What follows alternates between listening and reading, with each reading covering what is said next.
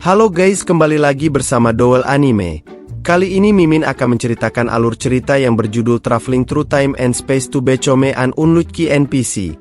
Manhwa ini bercerita tentang Hiking yang menemukan dirinya terjebak dalam permainan yang sering ia mainkan, Swordman Immortal Fate, menjadi seorang NPC malang yang ceritanya selalu ia lewati.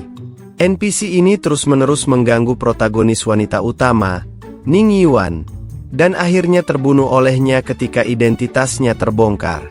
Untuk mengubah nasib NPC ini, Hiking yang berencana menyelesaikan 3 misi tingkat bumi dengan cepat dan kemudian melarikan diri. Namun, yang tak disangka, nasibnya ternyata terikat erat dengan Ning Yuan. Penasaran dengan alur ceritanya? Langsung saja ke ceritanya. Di awal scene diperlihatkan seseorang yang sedang mencekik leher wanita, dan wanita itu pun berkata, "Kenapa kamu menatapku seperti itu setiap saat?" Tiba-tiba lelaki itu melepaskan tangannya. Dia bertanya-tanya apa yang terjadi, dan dia pun langsung dihantam oleh wanita tersebut, yang membuat dirinya terlempar. Pria itu berkata, "Apa aku sedang bermimpi? Kenapa?" Mimpi ini terasa begitu nyata, namun kepalaku terasa sakit. Dia pun sepertinya melihat sebuah bayangan atau kenangan dari tubuh pria ini. Sepertinya dia telah memasuki tubuh seseorang. Dia pun tiba-tiba ditodong oleh wanita tersebut. Wanita itu berkata, "Karena tantangan tadi sudah berakhir, kenapa adik junior masih tidak mau melepaskan? Bahkan sampai membuat menunggangiku di bawahmu." Wanita itu pun sedikit malu dan kesal. Pria itu menjawab, "Aku tidak tahu." Wanita berkata, "Kau tidak tahu dengan apa yang sudah kau lakukan?" Namun tiba-tiba seorang wanita berwarna pink datang dan berkata, "Senior He, sebaiknya kau berhenti berharap. Kakak perempuan senior sama sekali tidak menyukaimu. Sudah kalah 2 kali berturut-turut. Apa kamu tidak merasa malu? Dan sekarang malah pura-pura bodoh?" Pria itu pun menjawab, "Kapan aku bilang aku menyukai kakak senior?" Wanita berambut pink berkata, "Kamu benar-benar orang yang tidak tahu malu." Sepertinya pria yang berambut merah itu adalah MC kita kali ini ya, guys. Kemudian wanita berambut panjang berkata, "Aku tidak punya apa-apa untuk dikatakan. Ayo kita pergi." Dia pun langsung terbang menggunakan skill miliknya. Nampak dia menaiki sebuah pedang yang bisa terbang. Kemudian pria itu pun berpikir, apa yang sebenarnya terjadi. Ini tidak terasa seperti mimpi. Aku masih memiliki kelima indraku. Bahkan pedang yang ditempatkan di leherku pun terasa dinginnya. Tiba-tiba dia batuk dan mengeluarkan darah, dan merasa pusing. Kemudian dia tiba-tiba berpikir, "Aku tidak mungkin masuk ke dalam game Swordman Immortal Fate kan? Dalam game itu, murid utama di puncak Likuan bernama Ning Yuan. Kalau begitu, ini buruk sekali. Berdasarkan alurnya tadi, seharusnya ini adalah bagian di mana NPC Hiking yang menantang Ning Yuan dan dikalahkan. Karena King yang terus-menerus mengganggu Ning Yuan tanpa alasan. Akhirnya memaksa Ning Yuan dan Qin Shen menjadi dekat. Kemudian identitas iblis King yang terbongkar. Dan setengah tahun kemudian Ning Yuan menghabisinya dengan satu serangan dalam kompetisi besar di dunia surgawi. Namun kenapa malah aku yang berekarnasi ke tubuh NPC ini? Seharusnya menurut logika, aku seharusnya bereinkarnasi menjadi tokoh utama laki-laki. Benar begitu kan? Yang paling penting, dulu waktu aku memainkan game, aku selalu melewati percakapan dengan para NPC. Aku hanya samar-samar ingat garis besar ceritanya. Untungnya, setidaknya aku hampir mencapai akhir permainan ini, dan aku masih mengingat peristiwa besarnya. Jadi bisa dibilang aku hampir seperti memiliki sudut pandang dewa. Kemudian tiba-tiba seorang wanita mendekat. Dia bernama Liao Xin, murid luar puncak Liuquan. Dia berkata, "Adik junior He, aku mencarimu kemana-mana. Kita panggil MC King aja ya guys biar gampang." Kemudian King pun menyadari, "Aku ingat NPC ini. Dia adalah pengikut Qin Shen. Pura-pura bertindak sopan kepadaku. Tetapi sebenarnya dia mencintai Qin Shen." Pada malam ketika King ditolak, dan kehilangan ingatannya oleh Ning Yuan, dia menghiburnya dengan alasan yang dapat diterima. Tetapi sebenarnya dia menguras dan menyedot darahnya sampai habis. Dan kemudian dia mentransfer darahnya kepada Qin Shen, yang langsung meningkatkan kultivasinya 2 tingkat ke depan. Namun tiba-tiba dia sepertinya berpura-pura tersandung. Dan berkata, "Adik junior tolong aku." Dia pun seperti akan berharap diselamatkan. Namun King malah menghindar dan dia pun terjatuh ke tanah. Liao Xin berkata, kenapa kamu tidak menangkapku? Pantatku sakit karena terjatuh. Bagaimana kamu akan memberiku kompensasi? Namun King menjawab, sudahlah senior. Pria dan wanita tidak boleh terlalu dekat. Aku khawatir akan merusak reputasimu yang bersih. Maaf, kamu harus bangun sendiri dan pulang untuk mengobati lukamu. Ada hal lain yang harus kulakukan. Jadi aku akan kembali ke asrama dulu. Dia pun meninggalkan Liao Xin. Kita panggil Lia saja ya guys biar gampang.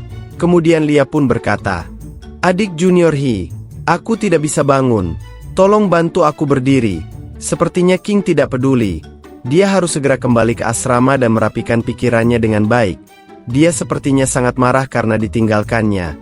Dia berkata, jika aku kembali seperti ini, bagaimana aku akan menjelaskan kepada kakak senior King? Dia pun mencoba bangun sendiri. Kemudian diperlihatkan King yang sepertinya telah sampai di sebuah tempat. Dia berpikir, saat ini aku masih menjadi murid luar di puncak Liu Quan. Dan belum mendapatkan token misi dari Azure Sky Elemental Realm.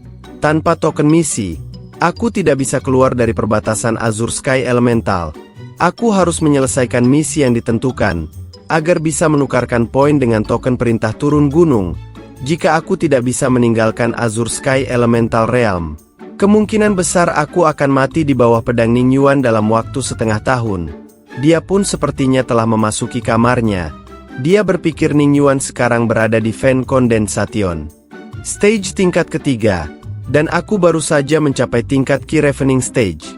Setengah tahun kemudian, dia berhasil menembus Golden Core Stage, dan NPC masih membuang-buang energi di tahap Key Ravening Stage pada saat itu. Aku harus meninggalkan Azure Sky Elemental sebelum kompetisi.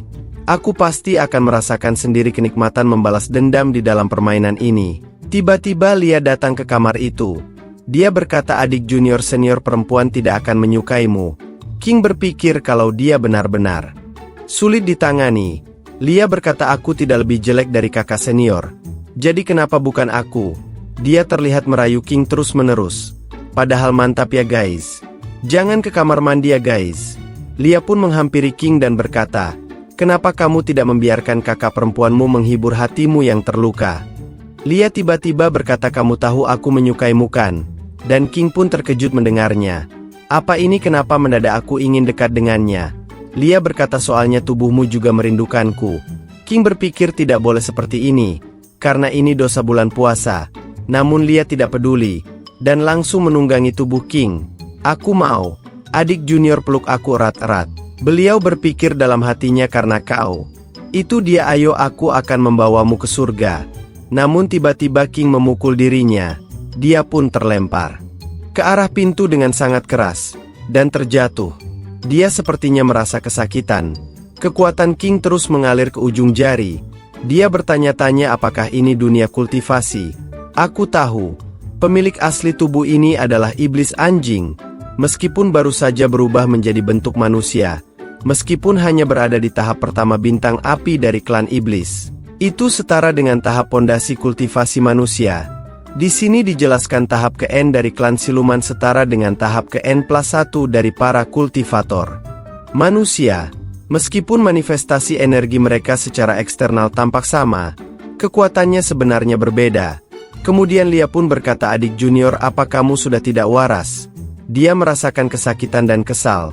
Dia berpikir King yang jelas-jelas hanya sampah yang telah berlatih selama 2 tahun tanpa berhasil menembus tingkat pertama. Bagaimana mungkin dia bisa melukaiku? Aku sudah mencapai puncak tahap fondasi. Kemudian King pun berkata kepada Lia, aku sudah mengatakannya sebelumnya di luar. Kalau aku tidak ingin menyentuhmu karena takut merusak reputasimu. Dan di sini adalah kamarku. Sedari awal aku sudah menutup pintuku. Tapi kamu menerobos masuk tanpa izin dariku. Lia berkata, aku sudah menyukaimu sejak lama. King pun berkata, kamu sudah lama menyukaiku? Tapi menggunakan sihir pesona padaku. Perkataan itu membuat Lia terkejut. Bagaimana dia bisa mengetahui bahwa aku menggunakan ilusi? Seorang sampah di tingkat Ravening Key. Dan dia pun sepertinya akan memaksa keluar Lia. Dia langsung ditendang dari kamarnya. King berpikir, kamu mau menghisap diriku untuk memberi manfaat bagi kekasihmu kan? Anggap saja aku masih jadi anak naif dan bodoh seperti pemilik tubuh sebelumnya. Sepertinya dia dulu dimanfaatkan oleh Lia, dan dihisap darahnya, walaupun King tidak terlalu ingat biografi karakter asli. Ketika dia muncul, disebutkan bahwa darah esensi ras anjingnya sangat berharga, sehingga kecepatan kultivasinya sangat cepat. Hanya saja, awalnya dia rela menjadi sampah, sehingga malas untuk berlatih, menyergap kejahatan sejak awal. Aku sepertinya benar-benar hebat.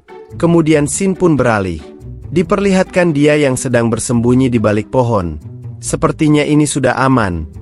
Tidak ada siapa-siapa di sekitar sini. Meskipun ada penghalang, itu juga merupakan setting di dalam game. Mungkin dunia sudah lama berubah. Jika aku bisa melarikan diri hari ini, aku pasti akan melarikan diri tanpa menoleh ke belakang. Namun sepertinya dia tertahan oleh sebuah dinding penghalang. Dia berpikir benar saja aku tidak bisa melarikan diri semudah itu. Di hadapannya terdapat wanita yang cukup cantik dan besar ya guys. Wanita itu menghampirinya. Dia bernama Zen King. Namanya susah-susah guys. Kita panggil Cici aja ya guys biar gampang. Cici adalah murid luar sekte Liu Quan, penyunting utama Chronicles Alam Surgawi. Cici bertanya kamu mau turun gunung? Menjawab tidak, aku hanya datang ke sini untuk jalan-jalan. Aku capek jadi duduk dan istirahat sebentar di sini. Kakak senior Cici, apa kamu baru saja kembali dari misi? Kemudian Cici menjawab, aku mendengar kabar dari Chronicles Alam Surgawi bahwa Junior King secara mengejutkan menantang senior Ning Yuan dari puncak Liu Quan. Ini berita besar. Aku harus kembali rapat dan menulis artikel secepatnya.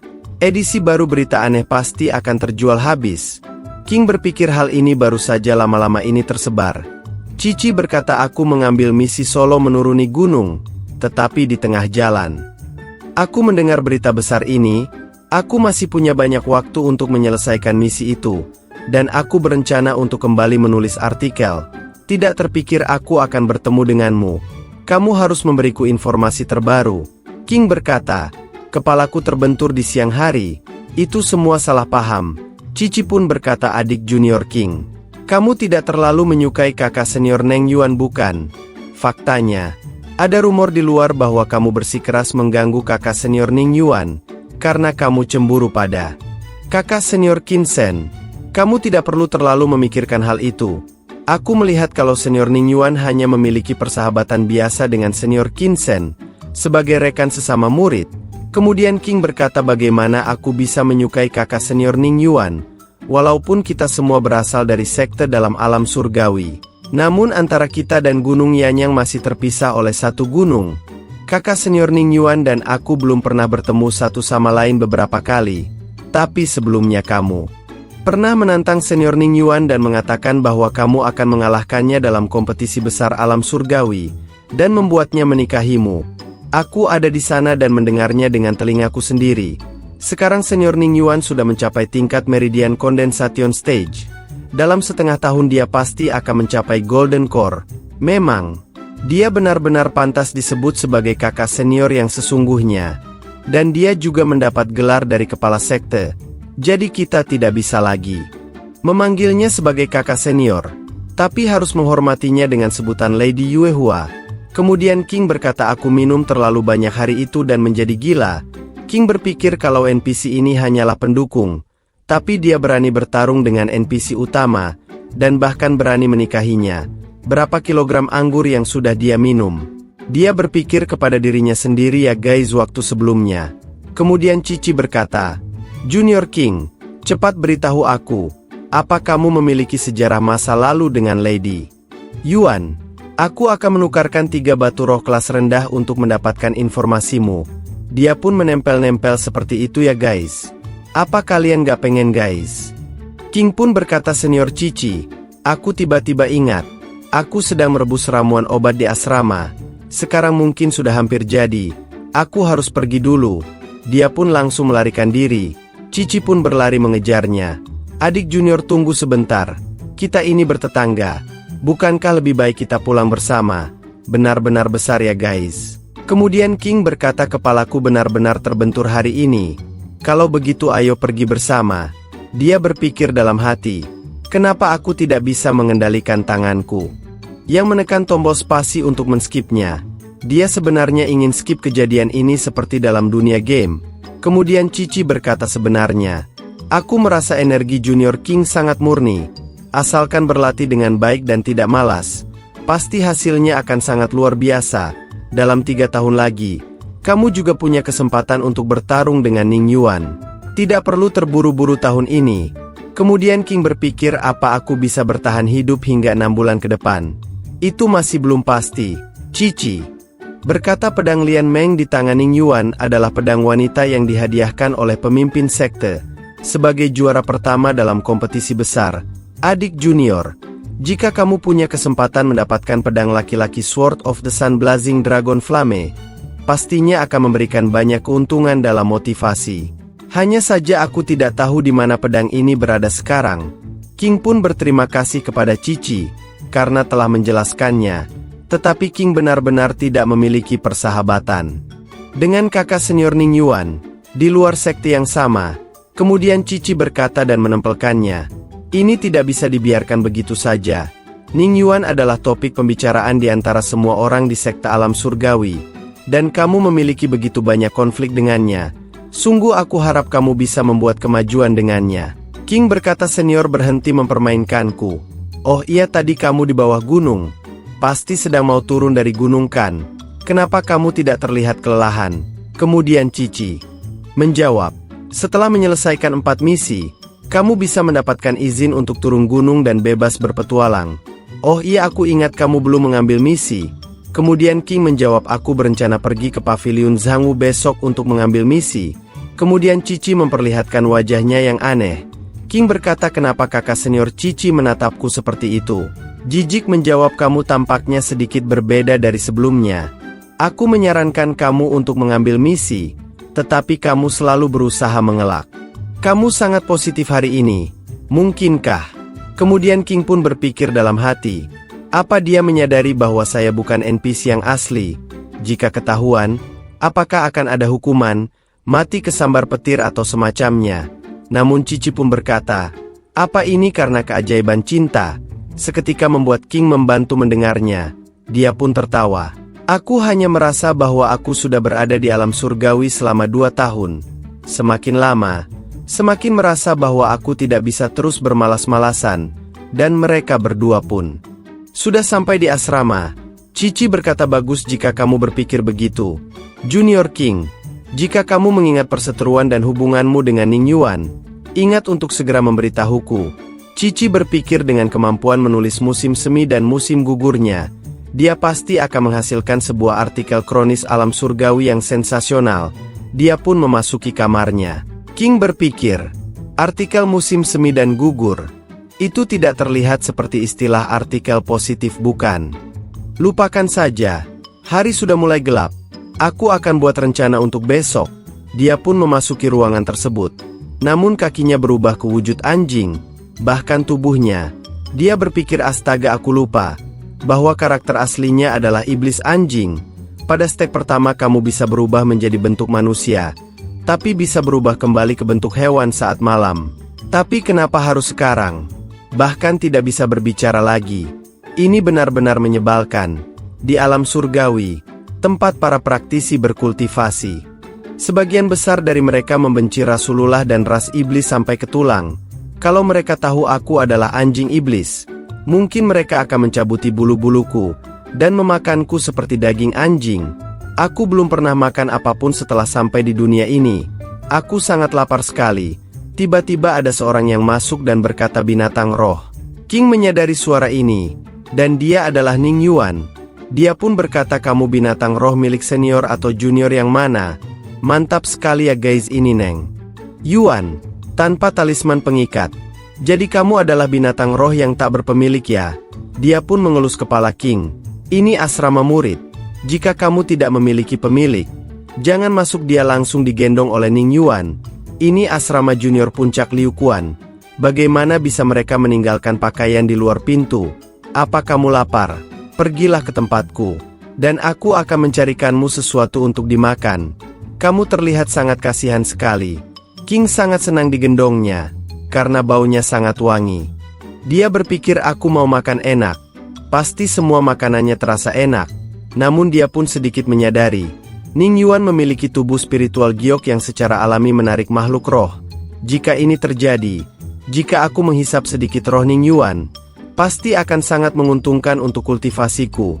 Tapi dia tiba-tiba menggelengkan kepalanya. Tidak apa yang aku pikirkan. Ning Yuan bertanya-tanya, kamu kenapa anak anjing? King berpikir, apa dia benar-benar orang yang sama? Sepertinya dia berpikir, kalau Ning Yuan orang yang sinis, bukan orang yang lembut seperti ini.